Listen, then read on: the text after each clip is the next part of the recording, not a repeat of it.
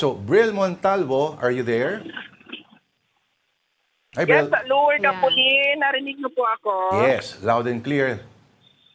Come in, Bril. Ayan na, tama nga kayo dyan, Lord Apulin. Kaninang umaga nga, niyanig na naman ng magnitude of 5.2 na lindol. Ito nga Manay, dito nga sa Davao Oriental, pasado alas 10 ngayong araw. At sa update nga ng PHIVOLCS ay ibinaba from magnitude of 5.2 ay naging magnitude of 4.7 na lang itong pagyanig doon nga sa Manaya, Davao Oriental. At kahapon nga ay nagdeklara na ang provincial government ng Davao Oriental under state of calamity dahil sa lawak ng pinsala ng nasabing lindol. At kahapon, binisita ng Pangulo ito nga iilan sa mga infrastruktura at munisipyo na nasira sa pagyanig ng lindol, kagaya na lang doon sa Manay District Hospital at Manaya National High School na grabe yung pinsala, nagkabitak-bitak ang mga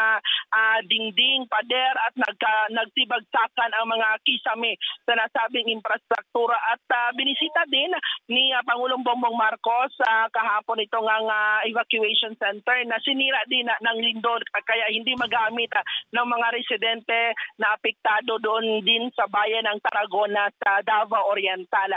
At kahapon sa press briefing kasama ang Cabinet Secretary kagaya ng DPWH Secretary Vince Dizon, Deputy Secretary Sani Angara at maging si DSWD Secretary Rex Gatchalian ay sinabi ni Pangulong Bongbong Marcos na magbibigay siya ng financial assistance sa mga apektadong probinsya at mga munisipyo maging mga lungsod ng dito nga sa Davao Region. Nagbigay ng 50 million pesos doon sa probinsya ng Davao Oriental ang Office of the President, 15 million naman dito sa Manay kung saan yung epicenter, Banay-Banay at Lupon sa Davao Oriental, 10 million naman sa Mati City, Tarragona, Baganga, Boston, Katiil, sa Manay, Davao Oriental pa rin at 5 million sa Caraga at San Isidro, Davao Oriental at 3 million naman sa Governor Generoso. So ito yung mga ipinamahagi ng mga financial assistance si Pangulong Bongbong Marcos sa kanyang pagbisita kahapon doon nga sa Davao Oriental. At 10,000 pesos naman para sa mga pamilyang tuluyang nasira ang mga tahanan na Lord Apulin. At nandito tayo ngayon sa Pantukan na Davao de Oro kung saan kinumusta din natin yung mga biktima ng lindol dito kasi out of 8 na mga nasawi sa lindol na dito nga sa Davao Region, 3 dito ang nanggaling sa Pantukan na Davao de Oro. Ito sila yung mga minero ng isang mining, small-scale mining ng ginto dito nga sa barangay Kingking sa Pantukan na Davao de Oro. So sa kasagsagan ng lindol, ng magnitude 7.4 na lindol noong Biyernes, ay nagtatrabaho sila sa loob ng minahan sa tunnel ng Yanigin sila. At nung lumabas na sila doon sa tunnel ng minahan, at 3 sa kanila nadaganan ng malalaking bato galing sa itaas sa mudok at yun nasawi sila.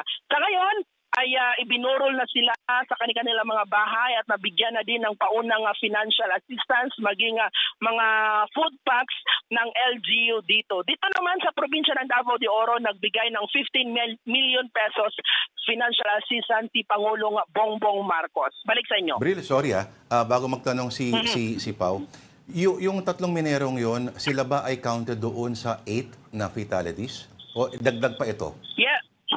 Yes, tama ka nga dyan, Lord. Sa 8, ito yung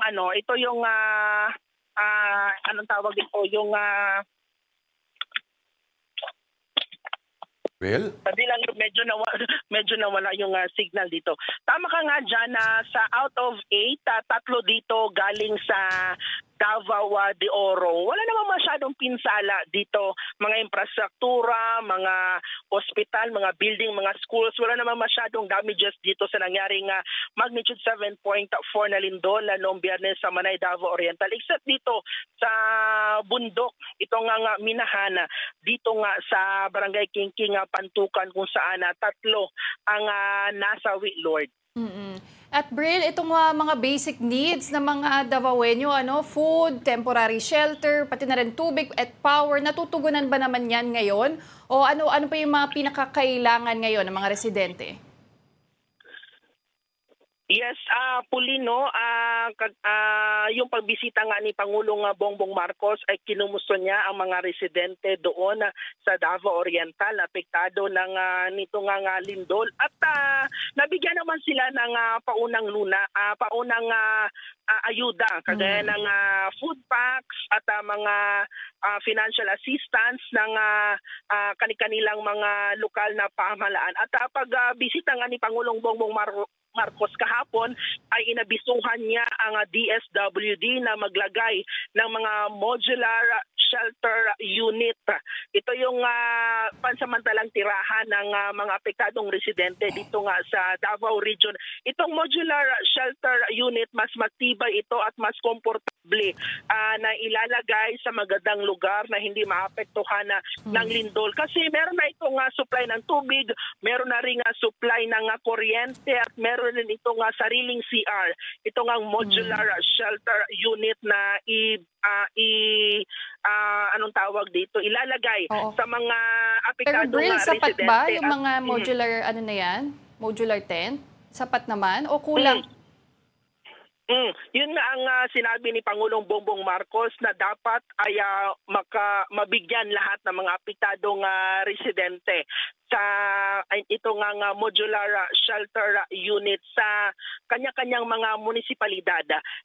Every municipality dito sa Davao Oriental na apektado ng itong lindol ay bibigyan sila ng mga modular shelter unit na sakto doon sa mga residenteng apektado at magbibigay din ang DSWD ng mobile kitchen para makain sa mga apektadong residente. At si Bril ay kailangan din magbigay ng ulat sa Frontline Express sa kabila. Maraming salamat sa iyong report. Ang News 5 correspondent reporting from Davao, si Bril Montalvo. Ingat ka, Bril. Thank you.